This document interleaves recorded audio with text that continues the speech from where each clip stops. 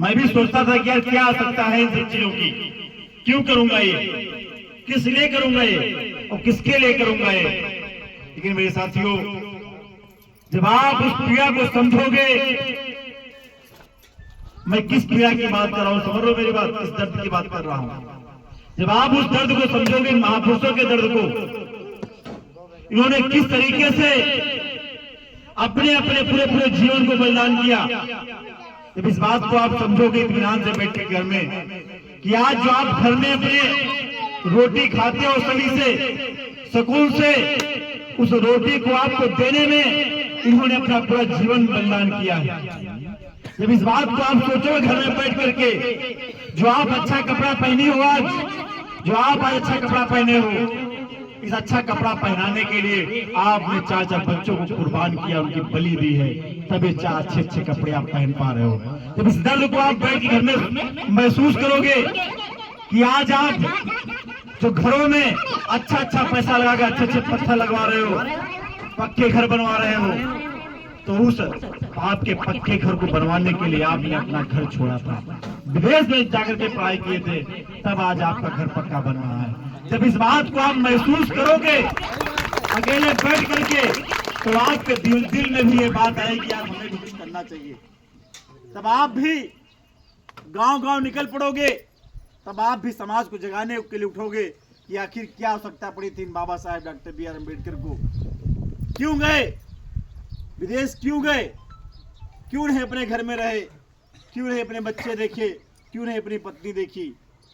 लेकिन साथियों, इस बात को आपको सुनना पड़ेगा, इस बात को आपको मानना पड़ेगा कि जो मेरे बुजुर्ग यहाँ बैठे उस बात को स्वयं बताएंगे कि इसी देश में आज से 75 से 90 साल पहले एक छुआछूत की खाई थी, थी कि नहीं थी? सही बात है। इसी देश में, इसी आपके गांव में एक छुआछूत की खाई होगी, और उस खाई में खटिया तो आपकी होगी, लेकिन उस पे आप बैठ नहीं सकते।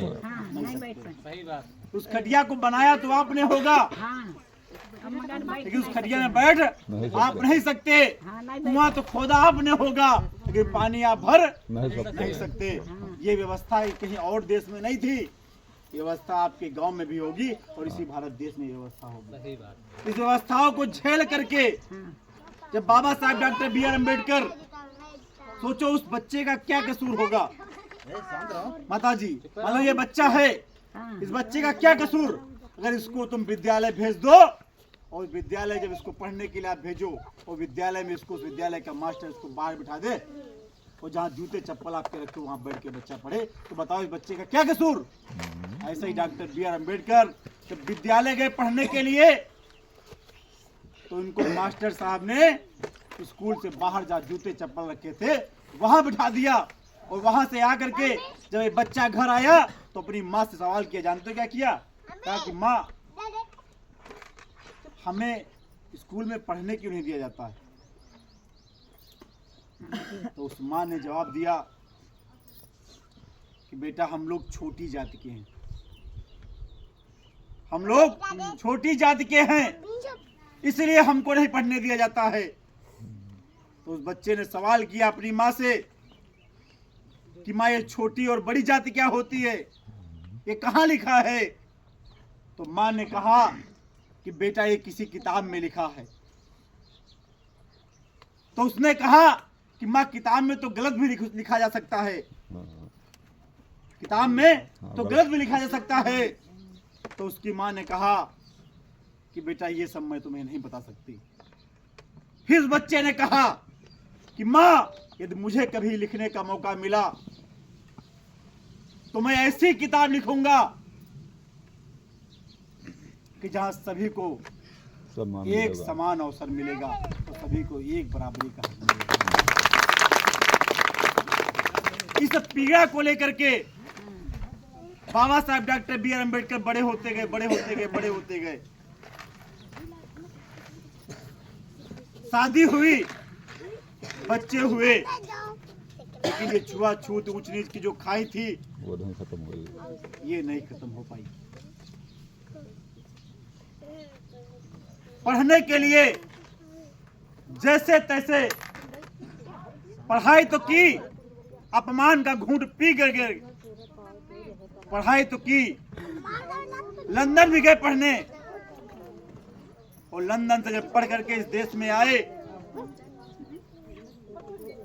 32 डिग्रियां लेके आए थे, 1-2 डिग्री नहीं। यहाँ तो अपने बच्चों को एक बार बीए कराना मुश्किल होता है। सही बात। 32 डिग्री करके आए। वहां से आने के बाद जब इस देश में नौकरी करने के लिए गए तो वहां का चपरासी इतनी हीन भावना से उनको देखता था कि फाइल फेंक के देता था। बात समझ रहे हमारी? वो व्यवस्था थी।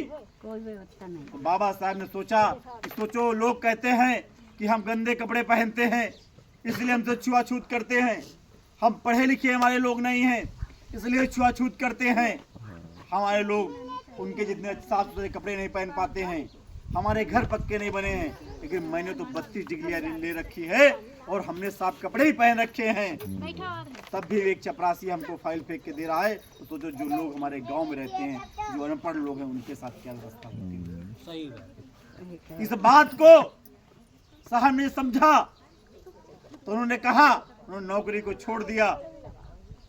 और नौकरी छोड़ने के बाद जब बाबा साहब डॉक्टर बी आर अम्बेडकर को इस देश का कानून लिखने का मौका मिला, इस बात को जानते हो भी समझ में आएगा क्यों बता रहा हूं। जब इस देश का कानून लिखने का उनको जब मौका मिला तो इस बात सोचो वो शख्सियत कितना बड़ा उसका दिल रहा होगा कि जिसने पूरा जीवन भर दुख को झेला और उसके बाद जब इस देश का कानून लिखने का उसको मौका मिला तो उसी ने किसी के लिए कम ना किसी के लिए ज्यादा, सभी के लिए बराबर अवसर दे दिया। अगर चाहते